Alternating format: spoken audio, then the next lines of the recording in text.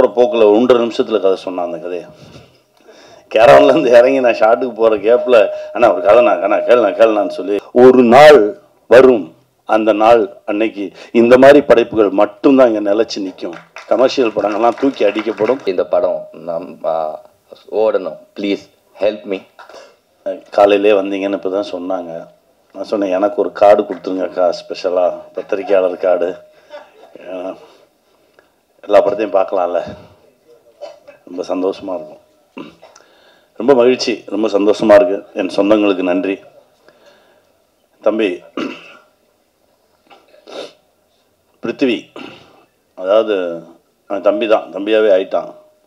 அவனுடைய நம்பிக்கைக்கும் அவனுடைய உழைப்புக்கும் கண்டிப்பாக இந்த சினிமா அவனை கைவிடாது.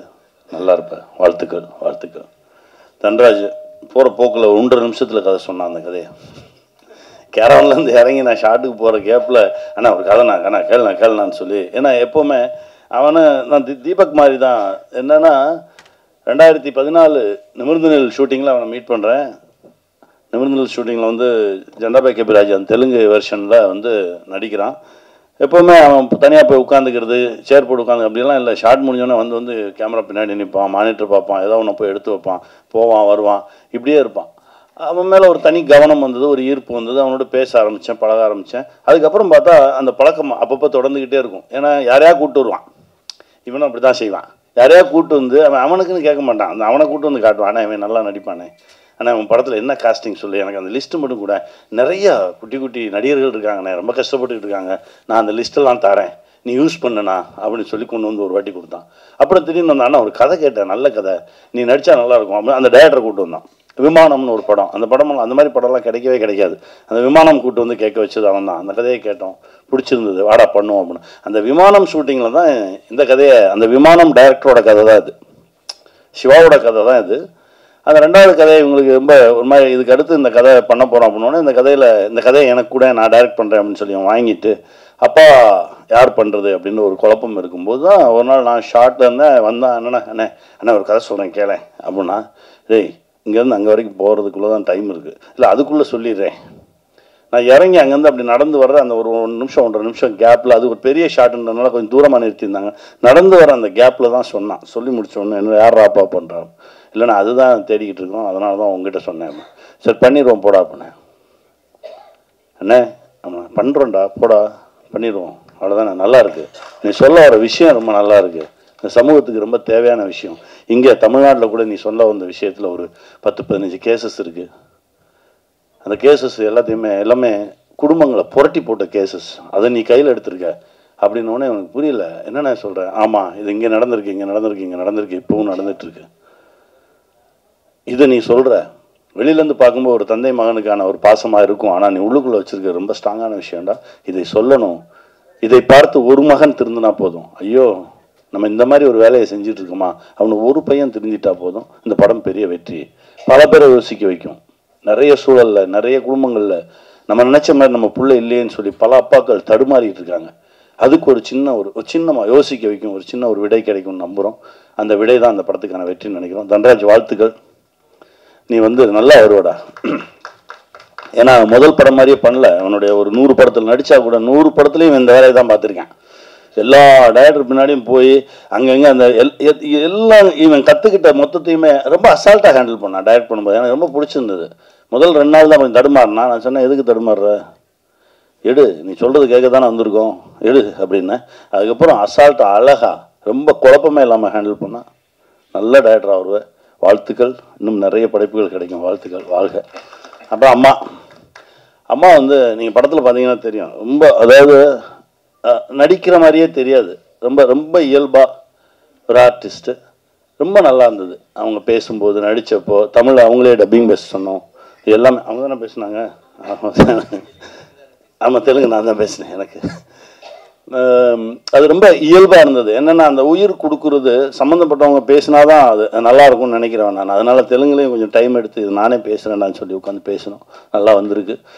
அம்மா ஒரு நல்ல வரவாக இருக்கும் தமிழ் சினிமாவுக்கு. அம்மா ஒரு பெரிய இடம் கிடைக்கும், வாழ்த்துக்கள். மோக்ஷா ரொம்ப ரொம்ப நல்லா வருவீங்க. உங்களுடைய எனர்ஜி லெவல் ரொம்ப ரொம்ப நிறையா தமிழ் சினிமா உங்களோட கனெக்ட் ஆகும். ரொம்ப நல்லா வருவீங்க. முருகன் சார் சொன்ன மாதிரி அந்த கனெக்ஷன், வாழ்த்துக்கள்.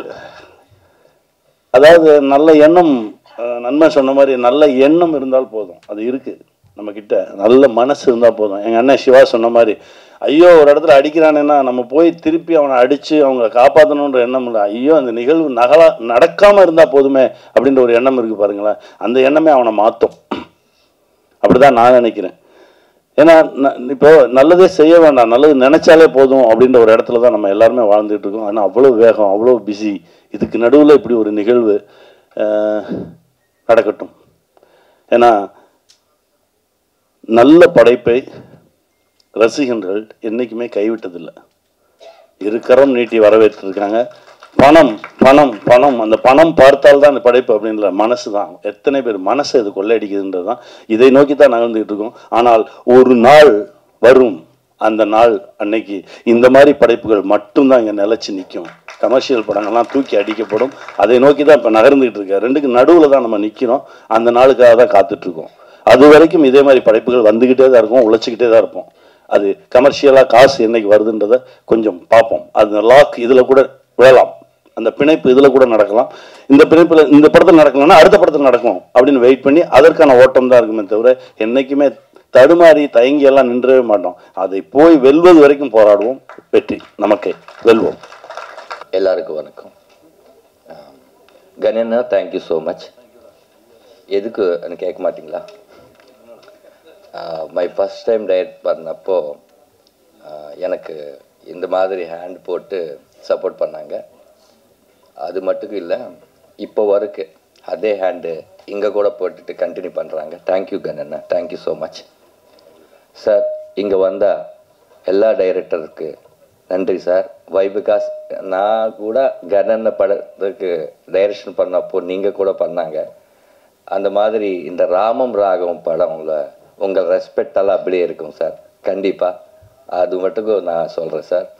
இப்போ வரைக்கும் அப்பாவா ஒரு 21 படம் பண்ணாங்கன்னு சொன்னாங்க. ஏமோ அந்த கடவுள் எனக்கு கொடுத்தாங்க, அந்த டேட்டே வந்துச்சு 21. அப்புறம் எங்கள் producer Prithvi, thank you so much. கண்டிப்பாக இந்த படத்துக்கு எனக்கு ஒரு நல்ல பண்ணா, ஒரு புது டைரக்டர் நல்ல பண்ணான்னு வரும். I am very happy. But எந்த படமும் அந்த மட்டுக்கே க்ரியேட் பண்ணுறது, அது இல்லாமல் இந்த ஃபீல் குட் படத்துக்கு கூட காசு வந்தால் நல்ல நல்ல ப்ரொடியூசர் வருவாங்க. நல்ல நல்ல ட்ரை பண்ண ஸ்டோரி சொல்கிறதுக்கு இந்த படம் ஓடணும். Please help me. தேங்க்யூ. நான் டைரக்ஷன் எதுக்கு பண்ணிட்டேன்னா, எனக்கு ஒன்றும் தெரியாது. My assistant director and my co director, my associate director, thank you so much. இந்த வேதிக்கையில் அது சொல்லணும், அது என் బాధ్యత. అப்புறம் my DOP and my editor Marthanda K Venkatesh garu, my presenter Aripaka Prabhakar garu and everyone, thank you so much.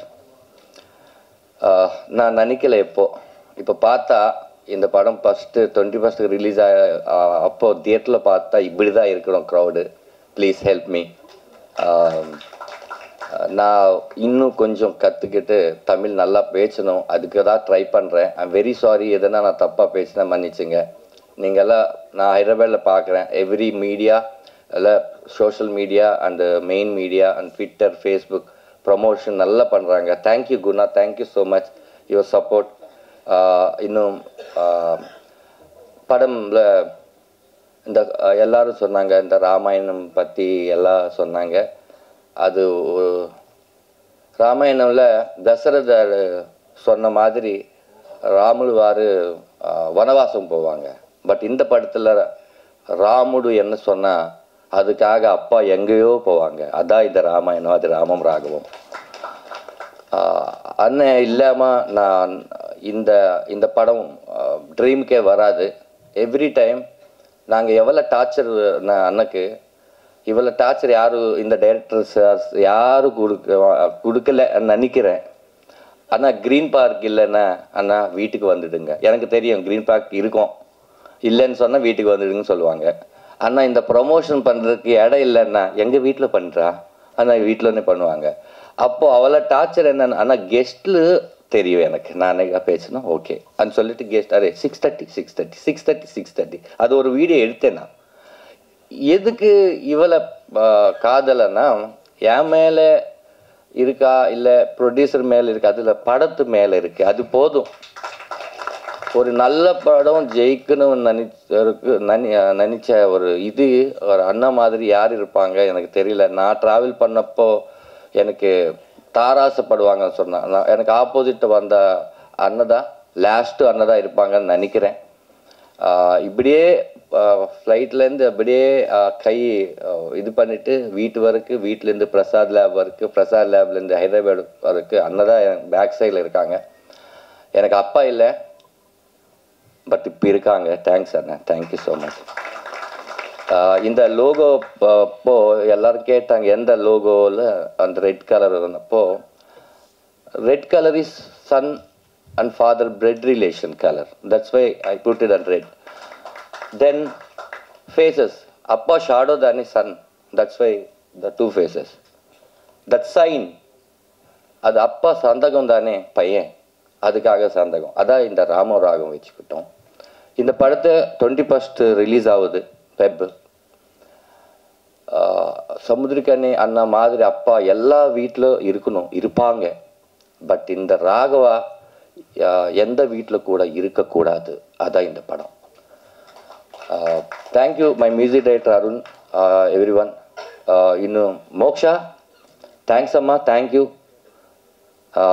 இந்த கேரக்டர் ஏதோ வந்துச்சு, ஒரு டூயட் போட்டு ஒரு சாங் மாண்டேஜ் போட்டு அப்படி போயிடுச்சு, அந்த மாதிரி இல்லை. ஒரு இம்பார்ட்டண்ட் கேரக்டர். தேங்க்யூ ஆக்செப்ட் பண்ணதுக்கு, தேங்க்யூ அம்மா. நல்ல படம் தமிழில் கூட உங்களுக்கு வரணும். தேங்க்யூ அம்மா. அம்மா தேங்க்ஸ் அம்மா. நான் சொன்ன மாதிரி எனக்கு அப்பா இல்லை, அம்மாயும் இல்லை, இப்போ இருக்கு. ஒரு படம் ஒரு குடும்பம் கொடுத்துச்சு, அது மேலே சக்ஸஸ் என்ன இருக்கும்? எனக்கு ஒரு அப்பா அம்மானே கொடுத்துச்சு, அதுக்கு மேலே சக்ஸஸ் என்ன இருக்கும்? நான் சக்ஸஸில் இருக்கேன். எனக்கு ஒரு ஃபேமிலியை கொடுத்த படம் ராமம் ராகவும். சார் முருகன் சார், அந்த கிளைமேக்ஸ் சாங் எனக்கு தெரியும் சார். எதுக்கு நான் ரிவீல் பண்ணலேதோ உங்களுக்கு தெரியும், அது படத்துலனே பார்க்கணும், அதுக்காக நான் ரிவீல் பண்ணல சார். நான் ஃபோன்லனே பேசிட்டு ஃபஸ்ட் டைம் உங்களை பார்க்குறேன். ஒரு ஐ திங்க் ஒரு 18 வெர்ஷன்ஸ் நீங்கள் கொடுத்தீங்க. I love you sir. அந்த சாங் அப்புறம் எல்லோரும் பேச்சுவாங்க சார். நைஸ் சாங் கொடுத்தீங்க. அப்புறம் யுகபாரதி அண்ணா வரல, பிஸியாக இருக்காங்க. யுகபாரதி சார், அந்த சாங் நீங்கள் பார்த்த சாங் யுகபாரதி சார். சார் எனக்கு ஒன்றும் தெரியாது சார், பட் நான் விசுவல் மட்டும் ஃபஸ்ட்டே நானே எடுத்துட்டேன் சார். ஒரு மாஸ்டர் கூட இல்லை இதுக்கு.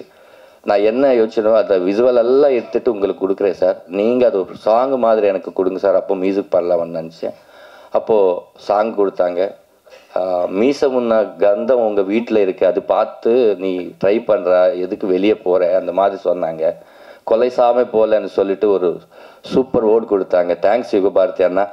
எல்லாருக்கும் தேங்க்யூ. இங்கே இருந்தால் எல்லோரும் 21st தியேட்டருக்கு வந்து பிளெஸ் பண்ணுங்க ப்ளீஸ். நல்ல படம். அது பார்த்த அப்புறம் நல்லதா இல்லைன்னா தெரியும், பார்க்க முந்தே நல்லதா இல்லையான்னு வேண்டாம், பார்த்துட்டு நல்ல இல்லைன்னா சொல்லுங்கள். நான் நெக்ஸ்ட் டைம் அந்த தப்பு ரிப்பீட் பண்ணாமல் இருப்பேன். Please support me. Thank you so much. இந்த படம் தமிழ்நாட்டில் GRR ரகு சார் நல்ல தியேட்டர் கொடுப்பாங்கன்னு சொன்னாங்க. நல்ல தியேட்டர் கொடுங்க சார், ப்ளீஸ் ஹெல்ப் மீ. எதுக்குன்னா துபாயிலேருந்து காசு எடுத்துக்கிட்டு தமிழ்நாட்டில் வைக்கிறா சார். இங்கே காசு இங்கேயே இருக்கணும், ப்ளீஸ் துபாய்க்கு போகக்கூடாது. ஓகே, யார் இங்கேருந்தா அங்கேருந்து ஆளோ யாரோ டைரக்டருக்கு ஒரு ப்ரொடியூசர் வேணுமென்னா ஒரு நியூ ப்ரொடியூசர் நம்பி தயார் பண்ணணும். அதுக்காக இந்த படம் நல்லா ஓடணும். Thank you sir, thank you. எதனா தப்பாக பேசினா மன்னிச்சுங்க சார். Thank you sir, thank you. இங்கே வருகை தந்திருக்கும் பத்திரிகை அன்பர்கள், அதாவது எல்லா ஃபார்மேட்லையும் mainstream media, digital media எல்லாருக்கும் வணக்கம். அதே போல இந்த நிகழ்ச்சிக்கு வருகை தந்திருக்கும் வெல்விஷர்ஸ் மற்றும் இங்கே இருக்கக்கூடிய அற்புதமான இயக்குநர்கள் அனைவருக்கும் வணக்கம் மற்றும் படக்குழுவினர் அனைவருக்கும் வணக்கம்.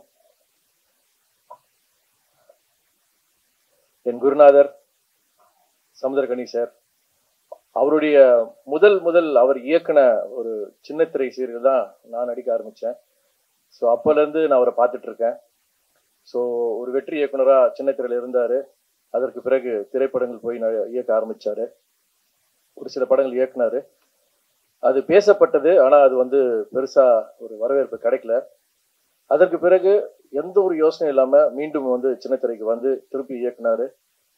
அதுக்கப்புறமா திரும்பவும் இல்லை, எனக்கு பெரிய ஒரு விஷயத்து இருக்குது, நான் அதை நோக்கி போகணும்னு சொல்லிட்டு அதுக்காக வந்து ஃபேமிலி கிட்டலாம் சொல்லிட்டு உனக்கு என்னம்மா பணத்துக்கு எந்த குறைச்சலும் இல்லைம்மா பார்த்துக்கிறோமா அப்படின்னு சொல்லி வீட்டில் வந்து ஒய்ஃப் கிட்ட கூட சொல்லிட்டு திரும்பவும் சினிமாவுக்கு போறாரு. ஆனால் அந்த முறை ஒரு அசோசியேட் டைரக்டராக போனார். அதுக்கப்புறமா பொறுமையாக ஒரு படமாக இயக்கி அதுக்கப்புறமா வந்து ஒரு பெரிய நடிகராக மாறினார். அப்பவும் வந்து அவர் எங்கேயுமே நிற்கவே இல்லை. எப்போவுமே வந்து ஓடிக்கிட்டே இருக்கணும்டா, வாழ்க்கையில் நம்ம சாதிக்க வேண்டிய விஷயங்கள் நிறைய இருக்குது அப்படின்னு எப்பவுமே சொல்லிக்கிட்டே இருப்பார். இன்னி வரைக்கும் அதான் சொல்லிக்கிட்டு இருப்பார். அண்ட் அதையும் தாண்டி நம்ம தம்பி ரம்யா சார் சொன்ன மாதிரியும் அவர் எப்பவுமே என்கிட்ட சொல்கிற ஒரு விஷயம் என்னன்னா, குடும்பத்துக்கு வேண்டியது செஞ்சிடணும்டா. ஆனால் அதை தாண்டி நம்ம வந்து வாழ்க்கையில் ரிலாக்ஸ் ஆகிற கட்டத்தில் நம்ம திரும்பி பார்க்க போது நம்ம என்ன படைச்சோம், நம்ம என்ன பண்ணியிருக்கோம், என்ன சாதிச்சிருக்கோம், இந்த சொசைட்டிக்காக நம்ம என்ன கொடுத்துருக்கோம் அப்படின்னு நம்ம திரும்பி பார்க்கும் போது நம்ம பேர் சொல்கிற மாதிரி ஒரு 20 படைப்புகளாக இருக்கணும் அப்படின்னு அவர் எப்பவுமே சொல்லிக்கிட்டே இருப்பார்.